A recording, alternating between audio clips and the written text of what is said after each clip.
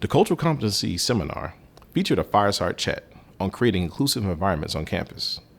Dr. Marisa Bisiani, Assistant Vice President for Student Health, Wellness, and Prevention, and Professor Lisa Deitrich joined moderator Vernon Wall and shared insights on their personal experiences with microaggressions and discrimination.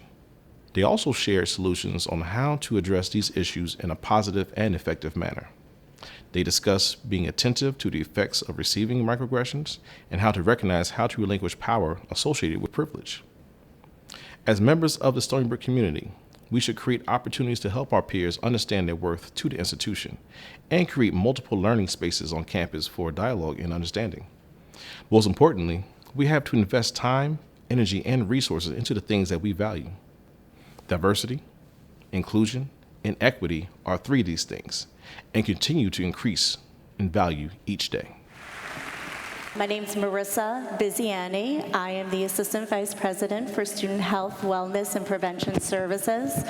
The departments that are under my purview are Student Health Services, Center for Prevention and Outreach, Counseling and Psychological Services, Student Accessibility Support Center, and Recreation and Wellness.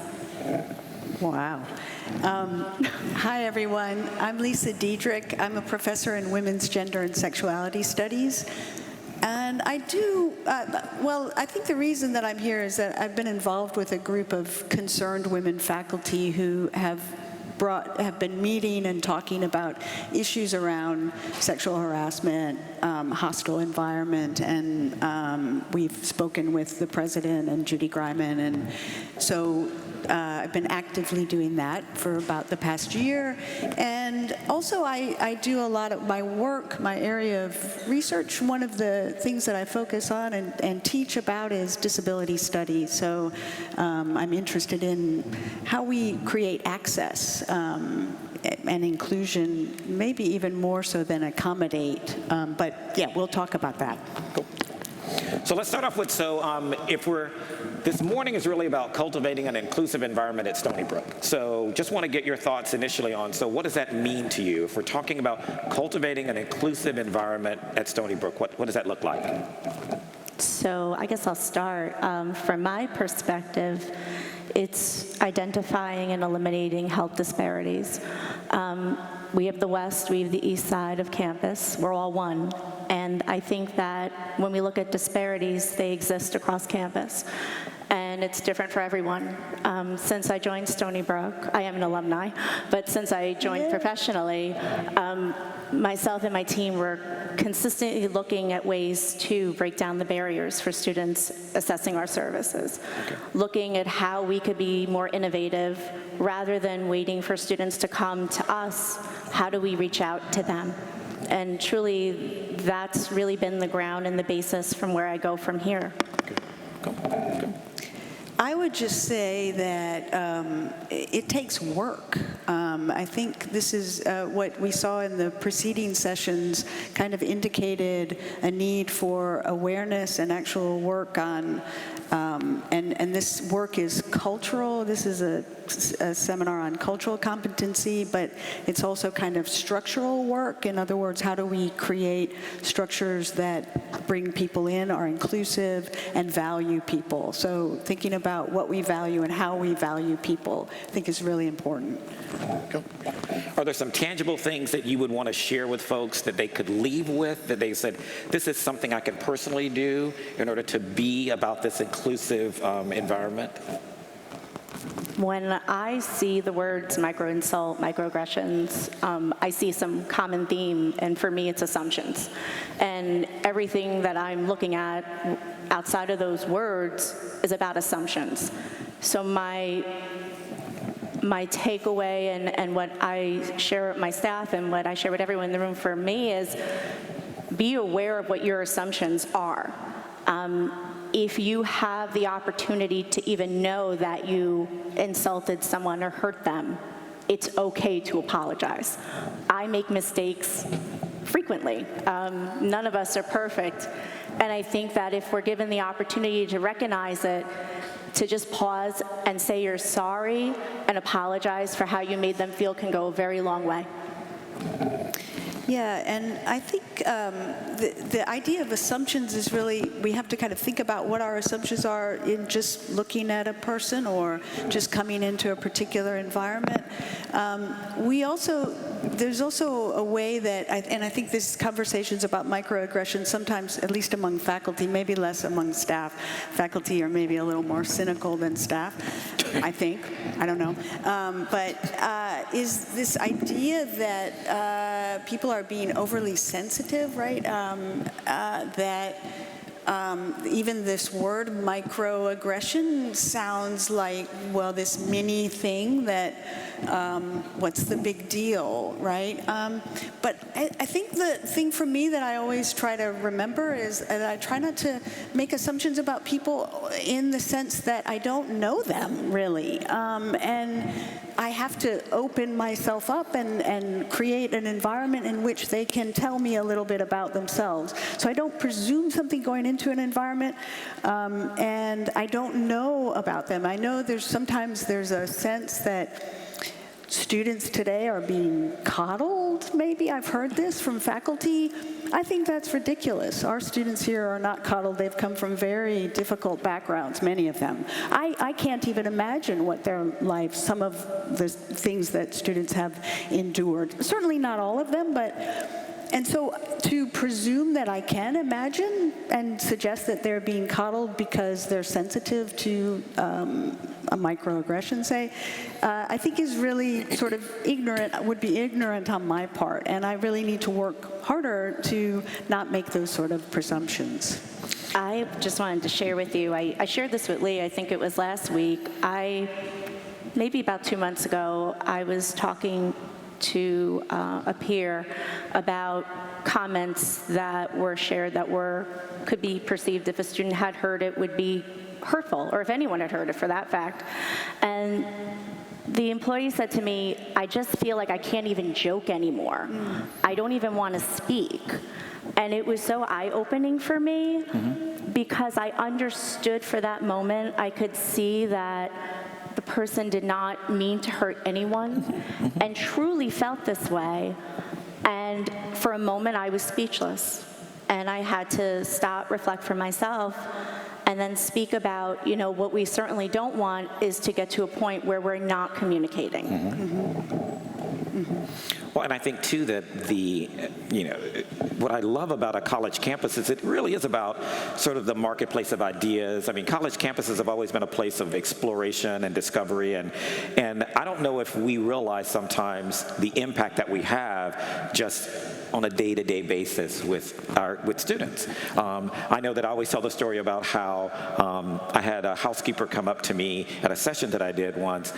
She was a housekeeper in one of the residence halls, and she said, I just want to thank you for coming to campus. And I said, well, I'm just excited to be here. And she said, well, I just want to let you know that I didn't really know my worth until I had a hall director come up to me and say, we want to thank you because, as a result, there was a student who was had not left her room in 3 days. And the housekeeper just went to the hall director and said, just want to let you know, this woman who lives in this room hasn't left her room in 3 days, so we just want to kind of let you know that.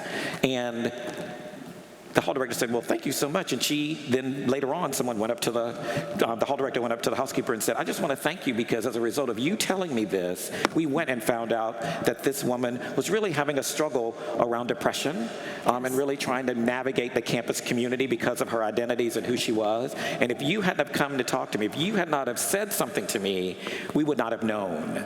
And so I just want to make sure that we realize that we have power in the things that we do, in the relationships that we have, not only with our communities and our colleagues, but also to the students that we work with. But I did want to make sure I ask a question around, so are there things that you've seen happen at Stony Brook that you say, this makes me proud, around inclusion, around just equity, something? Well, I think this is one of them. Yeah. Right here? Wow. Yeah. This is one of them. I think that every day there's always a balance of the positive and some of the negative, and what keeps us going and motivated is the positive. I've seen staff help each other. I've seen staff care for patients over at the hospital that went above and beyond. to improve health outcomes. I've seen staff that work in the areas that I oversee really have empathy and put themselves in that position and move mountains to make things happen. I've seen great partnerships. I've seen partnerships with faculty and staff, especially with Student Accessibility Support Center. I've seen students achieve things that they never thought they could achieve. And every day is more and more remarkable. Yeah, I would just add that I think one issue is, and I agree, this is amazing, and this is important as the beginning of something. I think we have to kind of carry this through, and people have to go back to their departments, to their clinics and other places, other units on campus, and kind of think about how to bring some of this information to those spaces, and how we can kind of make this an ongoing project. But yeah, I think with somewhat limited resources, I think the staff and faculty on this campus work incredibly hard, and actually just generally, I wouldn't be here for as long as I've been here without a feeling that, yes, the staff and faculty have the interest of the students at heart, and yes, we get things wrong, but for the most part, people are trying to do their best, sometimes with limited resources, and that does become a kind of problem in terms of how we value what people are doing every day, acknowledging what they're doing by actually valuing their work. So I think that's a complication that we have to really think about. What are the resources that we put into this sort of work of inclusion? Cool.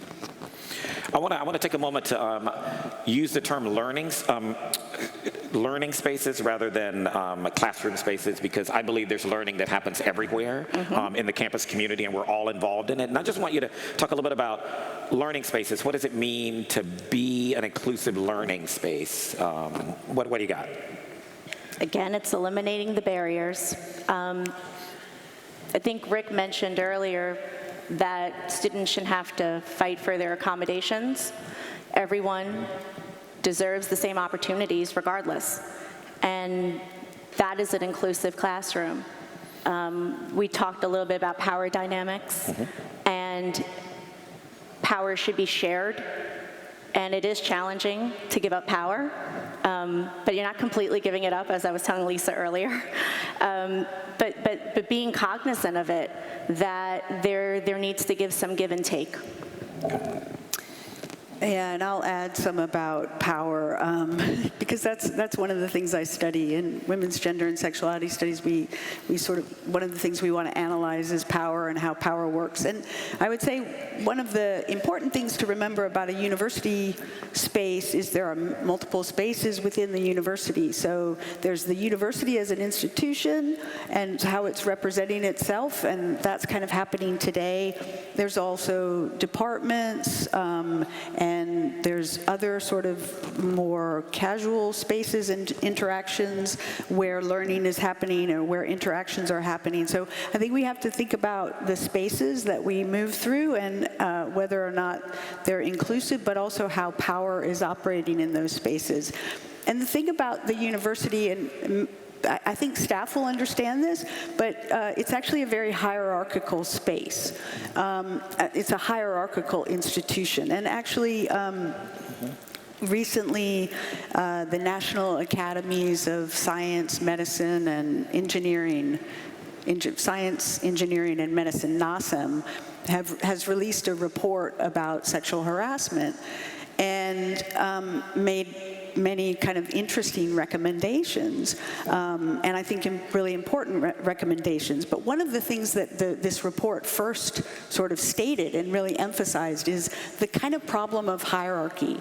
So actually harassment is prevalent in universities, second only to the military, and according to studies, and that's partly because, and by harassment I'm talking about sort of NASEM is talking about sexual harassment, but also kind of gendered harassment, and sort of bullying, and kind of the microaggression stuff that we saw a presentation about. So the problem is, how do we sort of challenge those hierarchies? And Marisa said sharing power, it becomes important that we share power, but we also become reflective about people being dependent on the person above them, which might create a kind of structure in which it's difficult to complain or bring an issue that one might be having to, and sort of, how does one do that? Because you might actually be complaining about the person who holds power over you. So this is difficult, and we have to kind of be aware of how that dynamic is operating. And one of the main things the NASEM report suggests is we need to actually diversify our environment so that power isn't sort of, there isn't one type of power, and our sort of image of who's powerful isn't one type of person. So that becomes very important in managing harassment and other kind of climate issues, I think. Okay. Always love to hear from folks, what's a learning that you've had personally in this journey of your own around inclusion? It's something that comes to mind that you say, this is something that I take with me that has made me better, has made me have better conversations, have made better community building, something that you feel is a part of you that allows you to be who you are in the world? That's deep. That was an Oprah question, wasn't it? I was going to say. Was that good? Was that an Oprah question? That's an Oprah question. Go. Wow, I think about what brought me here. I think about who I am as a person and what drives me, why I chose, I started my career not in administration but in healthcare, and I worked many years as a healthcare provider. So again, from my perspective, it's thinking back to why I chose that path. With moving towards administration, it's influencing and building a strong foundation for the healthcare providers that report to me. And now I've expanded outside of healthcare, and I have Student Accessibility Support Center and Recreation and Wellness, which has been different for me. And it's been such an amazing experience, because what I take away is that this is just a big circle, and everything that we do just keeps building on top of each other. So it doesn't necessarily matter whether you're at the bedside taking care of a patient, or in the student health center taking care of a student, or you're in recreation and wellness. What matters is all these interactions we have with each other. I said earlier to Vernon, I felt very vulnerable being here on stage without having my PowerPoint and all my notes that I usually have. And I think that vulnerability is something we experience with each other every day, and we don't even know it. We're talking to each other at the most vulnerable times of our lives. And what's happening outside of Stony Brook comes into Stony Brook. It's all one. And again, it's about being cognizant of it and recognizing that just because you don't know what's happening in someone's life doesn't mean that you're not impacting them in some way. Yeah, that was a tough question, Vernon. I don't know. I don't even know if I answered it. Nobody told me I was going to be on Oprah. But okay, no, I'll just talk about mentoring and just maybe give some helpful hints that I think that I give to people that I mentor, and also the ways that I've been mentored well. And I have been luckily mentored well, but not everyone is. So first of all, that's the first thing, is that students need mentoring, faculty need mentoring, staff need mentoring. We all need mentors. We all need people who support us, people who we can come and talk to, get advice from, who kind of have our backs.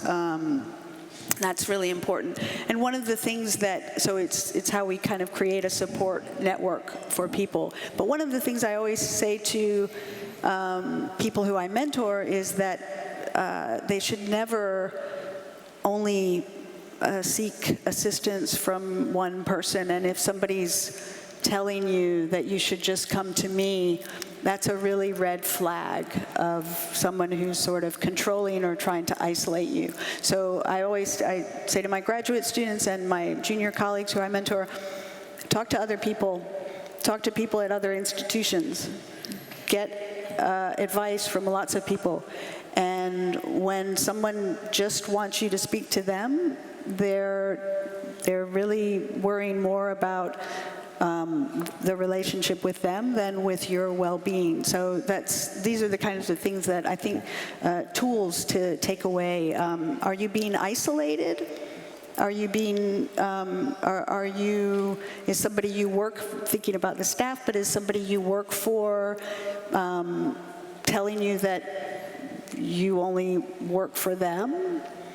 Then that's kind of a problem, because you work for a sort of larger community, and that we need to sort of try to value that more diverse structure. Yeah. And the reason I ask that question is because I really believe in all these conversations that we're having this morning, it's really important for us to move from the third person to the first person, because it's so easy to see these topics in this conversation as being outwardly focused, when the reality is it comes from who we are first and outward. And so I really believe it's in, and I hope that you all are thinking, as folks have shared with you this morning thus far, how does this impact me? How am I involved in this conversation? What's important for me in my role on campus? How do I engage this? What's next for us? So we need to wrap up. So we want to get some closing thoughts from you in terms of outwardly thinking. What have it you said that you want to say that you want to make sure that the folks hear in terms of this whole piece around an inclusive environment? Own it. Responsibility and accountability. Own your actions, your words, take ownership. I'm just going to remind people about this term that I get from Sarah Ahmed, who's a scholar about diversity. She talks about diversity work, and she says diversity work is what we do to transform the institution. That's what we're doing right here and now. Actually, the three of us are doing diversity work. You guys are doing it as well. But it's also the work that certain people have to do if they're not thought to belong already to the institution, if they have to work to sort of inhabit the institution. So we want to think about that as well, and we want to value that work. Value is really important, and by value I mean resources, but also how do we show people what they're doing is good work. Cool. So we want to make sure that you think about this whole term, inclusive environment, your roles, what it looks like, how you impact others, and know that it's because of you that this campus community continues to be amazing. So show some love for Marisa and Lisa. Thank you, Vernon. Please take a moment to watch the various videos on the Chief Diversity Officer website at stonybrook.edu/diversity. And feel free to share your feedback about what you learned on this site. Thank you.